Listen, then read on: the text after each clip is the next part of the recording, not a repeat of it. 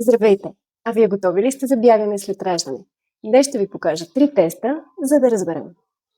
Първият тест е полуклек на един крак или в последващото видео вариант с полуклек на стол.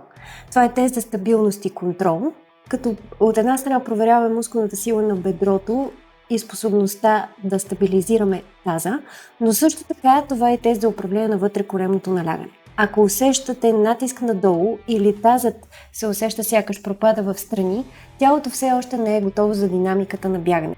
Задължително следете и позицията на коляното. Следващия тест е 10 контролирани подскока на крак на място. Първо с единия, след това с другия крак. Той проследява общата готовност на тъканите да поемат силата на удара при отскок.